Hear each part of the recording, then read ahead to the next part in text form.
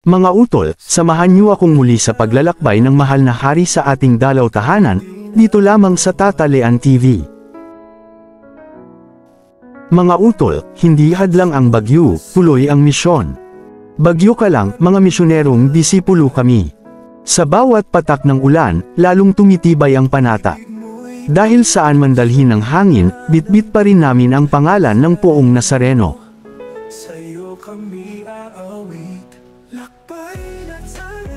Tara mga utol at maglakbay, patungo tayo ngayon sa tahanan ng Pamilya Mercado, isa na namang masayang yugto ng ating dalaw tahanan.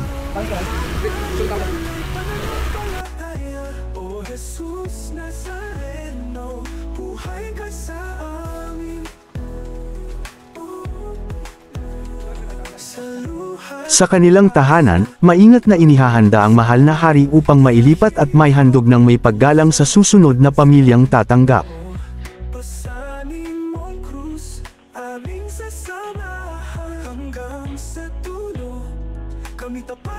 Muli tayong maglalakbay, kasama ang mga utol, patungo naman sa tahanan ng Pamilya Vera.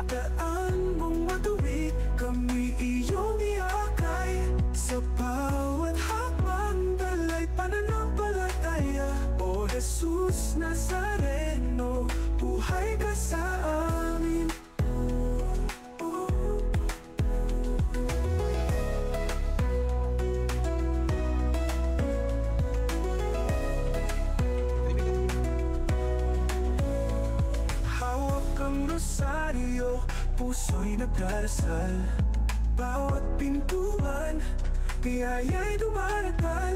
Ang iyong presensya, gabay ng sambayanan, Nazareno naming mahal. Lakbay Nazareno, kami sumusunod.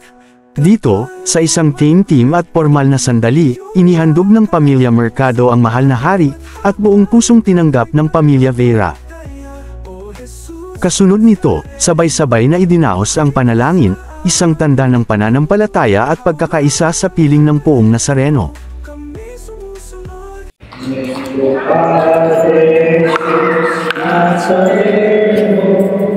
Sinasamba ka namin, Nuestro Padre Jesus Nazareno, lilu'y walhati ka namin. Sa Ama ng Anak ng Espiritu Santo.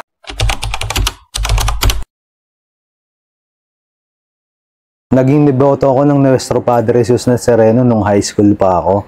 And then, nagpunta ako sa Quiapo, nung college ako, naging deboto ako 2015, ios na ako ng Nazareno. Simula noon, doon na patuloy-tuloy yung pag-serve ko sa simbahan ng Quiapo, at doon po lumalim yung aking pagdedeboto sa Nuestro Padre Jesus Nazareno.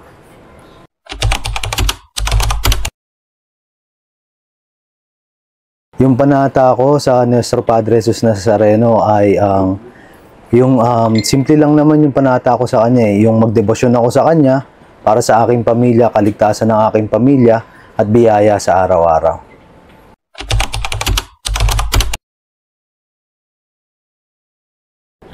Yung naranasan ko sa kanya na biyaya, ang hindi ko makakalimutan ay yung nagdasal ako sa kanya para pumasa sa civil service.